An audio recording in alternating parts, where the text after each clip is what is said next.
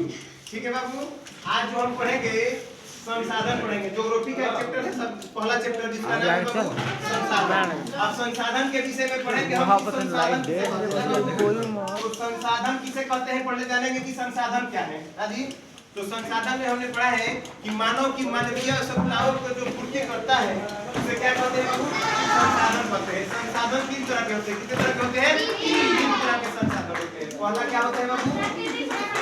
पहला संसाधन का नाम है प्राकृतिक संसाधन, दूसरा जैव संसाधन और तीसरा मानव विकास। ठीक है, अब पहला को हमने डिफाइन किया कि प्राकृतिक संसाधन क्या है। तो जो प्रकृति से पाए जाते हैं संसाधन उसे क्या कहते हैं बाबू? प्राकृतिक संसाधन कहते हैं। जैसे प्रकृति से हमने क्या लिया बाबू? तो मिट्टी ले लिया, जल ले लिया और क्या लिया बाबू? भूमि। ये सब क्या है बाबू? ये क्या है? प्राकृतिक संसाधन जो प्रकृति से प्राप्त हो रहे हैं। ठीक है, और आगे चलते हैं मानव संसाधन। मानव संसाधन में हमने पढ़ा है कि जिस संसाधन का मानव ने क्या किया हो बाबू? बनाया हो, और मानव नहीं क्या कर रहा है बाबू? उसका उपयोग कर रहा है, उसको क्या कहते हैं? मानव संसाधन। जैसे मानव हो जाएगा या और क्या हो जाएगा बाबू? कार्यालय हो जाएगा बाबू, या हवाई अड्डा हो जाएंगे। आगे बढ़ते हैं हम मानव निर्मित संसाधन, यानी कि जिस संसाधन को मानव ने क्या किया हो? बनाया हो, उसे क्या कहते हैं? मानव संसाधन, मानव निर्मित संसाधन कहते हैं। जैसे मकान, कार्यालय और हवाई अड्डा, ये सब क्या है बाबू? मानव निर्मित संसाधन है। आगे चलते हैं हम, इसके बाद पढ़ेंगे संसाधन के आगे चलते हुए विकास एवं उपयोग के आधार पर संसाधन कितने तरह के होते हैं। ठीक है, तो विकास एवं उपयोग के आधार पर संसाधन कितने तरह के बाबू?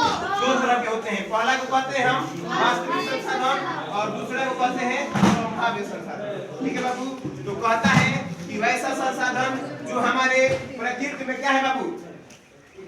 वास्तविक रूप से प्राप्त किए जाते हैं, और उसको क्या करते हैं बाबू? हम अपनी आवश्यकता की पूर्ति के लिए उसका क्या करते हैं? उपयोग करते हैं।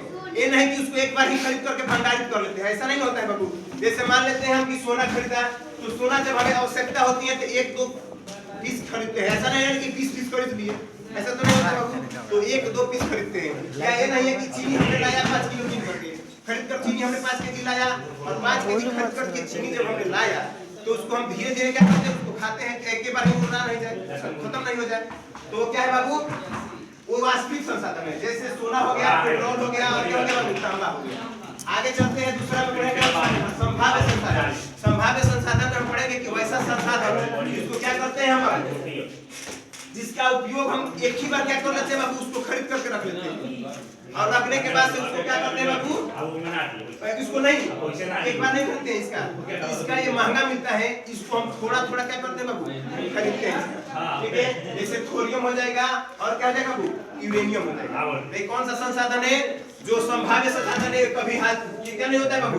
जल्द में या उपलब्ध नहीं हो पाता है। ये तो उपलब्ध हो जाएंगे, उपलब्ध जल्द ही नहीं हो पाएंगे। उपलब्धता हमेशा मिल जाएगी, लेकिन यह उपलब्ध हमेशा नहीं मिल पाएगी। आगे चलते हैं उत्पत्ति के आधार पर। उत्पत्ति के आधार पर दो तरह के संसाधन होते हैं। पहला को कहते हैं जैव संसाधन और दूसरे को कहते हैं अजैव संसाधन। तो पहला जैव संसाधन है और दूसरा अजैव संसाधन। जैव संसाधन हम किसे कहते हैं? तो हमारे जो जीव जंतु है, यानी कि सजीव है, सजीव प्राणी को या सजीव जीव जंतुओं को हम क्या कहते हैं बाबू? जैव संसाधन कहते हैं। जैसे पेड़ पौधा, वन, जीव जंतु, ये सब क्या हो जाएंगे बाबू? जैव संसाधन। जो सजीव व्यक्ति है, जो सजीव प्राणी है, उसको जैव संसाधन कहेंगे। और अजैव संसाधन उसे कहेंगे जिसमें निर्जीव वस्तुओं की, निर्जीव चीजों की क्या होती है बाबू? पढ़ते हैं हम, उसको अजीव संसाधन कहेंगे। अजैव संसाधन में क्या आ जाएंगे बाबू? निर्जीव में पानी जाएंगे, मिट्टी आएंगे, चट्टान आएंगे, होंगे ना बाबू, और पत्थर भी हो सकते हैं ना। आगे चलते हैं, इसके बाद हम पढ़ेंगे कि उपलब्धता के आधार पर, यानी कि उपलब्ध क्या क्या है। तो उपलब्धता के आधार पर हम पढ़ेंगे कि संसाधन कितने तरह के हैं? होते हैं तो दो तरह के। एक को कहते हैं नवीकरणीय संसाधन और दूसरे को कहते हैं अनवीकरणीय संसाधन। समझ गए बात? अब आगे चलते हैं। नवीकरणीय संसाधन में क्या होता है बाबू? कि वैसे संसाधन जिससे हम पुनः क्या कर सकते हैं? प्राप्त कर सकते हैं, उस संसाधन को क्या कहते हैं बाबू? नवीकरणीय संसाधन। आगे अनवीकरणीय संसाधन। अनवीकरणीय संसाधन हम उसे कहेंगे, वैसे संसाधन को कहेंगे जिसे हम पुनः प्राप्त नहीं कर सकते हैं, उसे अनवीकरणीय संसाधन कहेंगे। जैसे नवीकरणीय संसाधन में क्या हो जाएगा बाबू? तो ये पुनः प्राप्त नहीं किया जा सकता है। जैसे क्या हो जाएगा जिसको हम पुनः प्राप्त नहीं कर सकते हैं? लोहा। लोहा को पुनः प्राप्त नहीं कर सकते हैं। क्या होगा जी?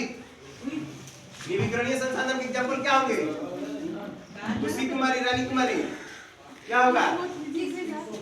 नवीकरणीय संसाधन का एग्जाम्पल सही बात है। आगे अनवीकरणीय संसाधन में और नवीकरणीय संसाधन में हो जाएंगे बाबू, जैसे कि सौर ऊर्जा। सौर ऊर्जा कब जानते हैं? इसे हम प्राप्त कर सकते हैं ना जी। और पवन ऊर्जा, और क्या कर सकते हैं बाबू? विद्युत ऊर्जा। इस विद्युत ऊर्जा, पवन ऊर्जा और सौर ऊर्जा को हम क्या कर सकते हैं? पुनः प्राप्त कर सकते हैं। लेकिन अनवीकरणीय संसाधन में क्या पढ़ेंगे हम?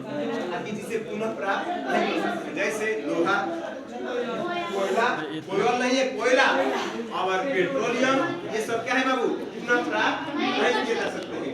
इसका एग्जाम्पल जानेंगे आप लोग। आगे चलते हैं, आगे हम पढ़ेंगे संसाधन में ही कि वितरण के आधार पर संसाधन दो तरह के होते हैं, एक सर्वत्र उपलब्ध संसाधन, एक स्थानीय संसाधन। अब ध्यान देंगे बाबू कि सर्वत्र उपलब्ध संसाधन में वे संसाधन जो सभी जगह क्या होते हैं बाबू? पाए जाते हैं, उसे क्या कहते हैं बाबू? सर्वत्र संसाधन। ठीक है बाबू। और स्थानीय संसाधन में जो हमारे खास स्थान में पाए जाते हैं स्थानिक संसाधन कहते हैं बाबू। कुछ नहीं बता देते हैं। उसके बाद आगे चलेंगे स्वामित्व के आधार पर दो तरह के संसाधन होते हैं ना। स्वामित्व के आधार पर दो तरह के संसाधन कौन कौन से होते हैं बाबू?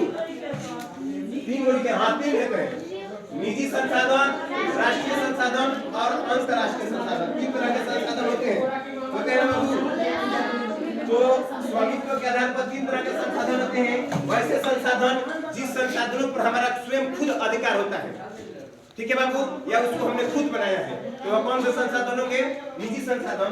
लेकिन एक राष्ट्रीय संसाधन होता है जो कि सभी व्यक्ति के लिए, जैसे कि देश में जो भी संसाधन है, जैसे मान लेते हैं कि क्या हो गया बाबू? हवाई अड्डा सभी के लिए है, रेल गाड़ी हो गई, ये सभी के लिए है। राष्ट्रीय क्या जाएगी बाबू?